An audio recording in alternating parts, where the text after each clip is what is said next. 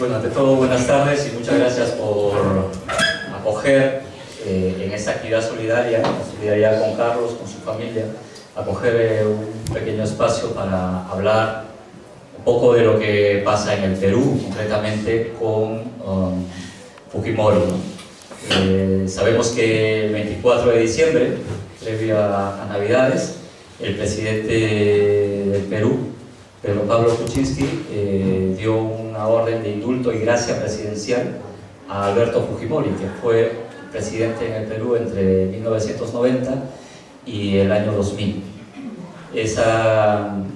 Fujimori estuvo preso con una condena de 25 años por violación de derechos humanos, en realidad por secuestro y muerte agravada, porque en el Perú no hay la figura, en el Código Penal no hay la figura de delitos de lesa humanidad.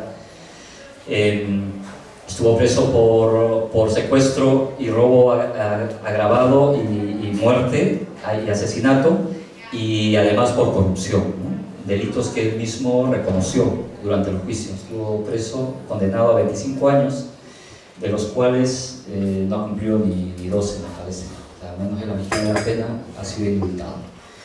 Y lo que dice Carlos con relación a la salud y con relación a la educación en Perú es producto de toda esa época del fujimorismo. Por eso yo quería invitarlos un poquito a conocer la historia de esto, del indulto, a través de un paseo por lo que ha pasado en la historia del Perú. En 1980 es un año clave en el Perú, porque ese año vuelve la democracia, entre comillas, ¿no? Desde el 68 hasta el 80 hubieron dos gobiernos militares, uno de Juan Velasco Alvarado y el otro de Morales Bermúdez. Fue Morales Bermúdez, en última instancia, el que da una apertura, digamos, democrática, pero que no es una apertura democrática gratuita, sino que América Latina siempre ha sido el patio trasero, digamos, de Estados Unidos. Entonces esto obedecía a toda una corriente, así como había dictaduras en toda América Latina entre el 70 y el 80, a partir del 80 en toda América Latina empiezan a haber democracias, gobiernos democráticos o gobiernos electos cada 4 o 5 años. Entonces el año 80, el año 78 previamente se da una constitución, que era una constitución interesante, muy social, porque lo hicieron un grupo elegidos, el grupo de la Asamblea Constituyente, que tenía muchas vertientes políticas. O sea, fue uno de los experimentos políticos más interesantes en el Perú, la Constitución del 78. El año 80 gana las primeras elecciones Fernando Belaúnde Terry, y el año 80 también ocurre algo en el Perú que va a marcar también la vida de los peruanos y las peruanas, que es la insurrección o el levantamiento del Sendero Luminoso. Eso ocurre el año 80. Del año 80 al año 2000 prácticamente, la violencia fue el signo de la vida de los peruanos y peruanas que hemos vivido. Bueno, aquí estamos varios peruanos y sabemos que hemos vivido en la época de los 80, sabemos los coches bomba, los paros armados, los operativos del ejército en los pueblos, las muertes de mucha gente, sobre todo campesina, ¿no? A manos del ejército, y también en otros momentos a manos de los grupos alzados en armas. Un conflicto muy fuerte que marcó la vida de las peruanas y del Perú y del país en general. Por esos mismos años, de los años 80 y 90, que gobierna primero Belaúnde hasta el 85 y luego Alan García, también es otro personaje interesante del cual hablar, que termina su gobierno en el 90.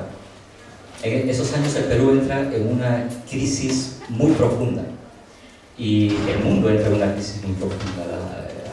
En los años 80, 90 hay una crisis fuerte, y en el Perú se traduce en una inflación feroz. Los precios de las cosas subían de un día para otro, llegando al año 90. Había una tremenda desesperación en la gente.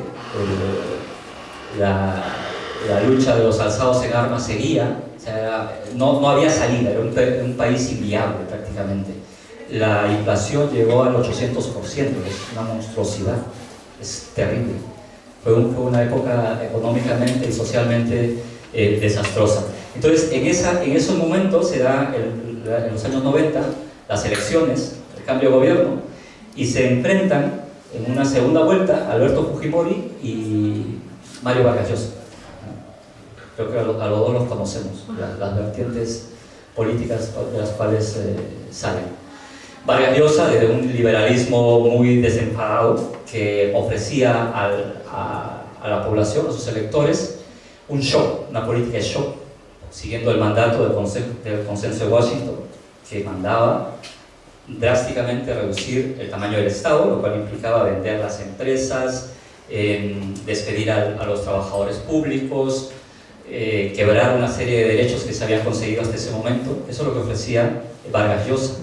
Y por otro lado salía un personaje a quien nadie conocía, que no tenía partido político, y que era Alberto Fujimori, un profesor de agronomía de la Universidad Agraria, que recorría con un tractor los pueblos y hacía una campaña muy silenciosa, que al final su lema era honradez, tecnología y trabajo.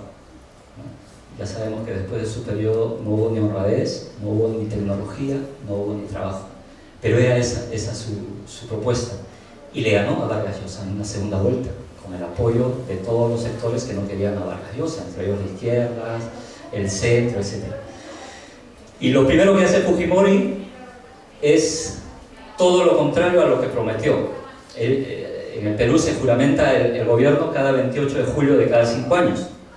El 8 o 9 de agosto dan el mensaje a la nación, donde anuncia el shock. O sea, el mismo shock que había propuesto Vargas Llosa, lo anuncia Fujimori y comienza una época, o sea, continúa la época mala en el Perú. El año, bueno, como les decía, Perú salía cuando llega Fujimori de un momento, o sea, estaba en un momento terrible económicamente. El dinero no alcanzaba, no sé si se acuerdan los que han vivido en la época de los 80, 90, los intis. A uno podía comprar cosas por millones de intis, o sea, costaba miles, un pan, o sea, no alcanzaba después, cuando salió Fujimori, con el shock, era terrible. Al día siguiente, yo me acuerdo muy claramente porque trabajaba en un proyecto con organizaciones populares en las zonas marginales de Lima. Al día siguiente del Fujishock, lo que se llamó el Fujishock, la gente estaba en la calle con la cabeza baja porque las cosas habían subido, de lo que ya subían, se habían disparado terriblemente. Cuando ustedes se acordarán, igual que yo, que lo hemos vivido en carne propia. Entonces, se inicia la época de lo que se llama el Fujimorismo, ahí, el año 90. Y tiene esta época del Fujimorismo, que se auguraba un cambio, cosas mejores, no va a cambiar nada, pero va a profundizar un poco la crisis. Y hay un año clave en la época de Fujimori, que es el año 92. Ese año 92, el 15 de febrero, Sendero Luminoso asesina a una dirigente muy querida, María Elena Moyano, en Villa El Salvador, una dirigente de los comedores populares. Y el 5 de abril de ese mismo año, 92, Fujimori cierra el Congreso. ¿Cuál era el pretexto? Era que los congresistas ganaban mucho. Los congresistas deben ganar sueldo mínimo, o deben ganar como la gente, decía Fujimori, y la gente lo apoyaba, ¿no? Porque era un gobierno nuevo, etc. Pero cierra el Congreso. Cierra el Congreso porque Fujimori ganó en segunda vuelta las elecciones a Vargas Llosa y no tenía mayoría en el Congreso. Gobernaba en minoría, como ahora mismo gobierna Kuczynski en el Perú. Lo mismo. Lo que pasa es que Fujimori cerró el Congreso. Dio un autogolpe, ¿no? El famoso autogolpe, el 92. Y ese año, el 92 también, a finales de ese año, capturan a Bionel Guzmán, el líder del Sendero Luminoso. O sea, el año 93 es un año clave en la historia, en la última parte de la historia del Perú. Es un año donde ocurren una serie de cosas. El año 93 se da una nueva constitución, la constitución del Fujimorismo. Es decir, Fujimori cierra el Congreso, llama a nuevas elecciones para una asamblea, para el Congreso Constituyente, se llama así, el Congreso Constituyente. Y se da en el 93 una nueva constitución, que es la constitución que rige hasta ahora y que es, para nosotros, bajo nuestro punto de vista, es la causa de todo lo que ha pasado en el Perú. Lo que cuenta Carlos es cierto.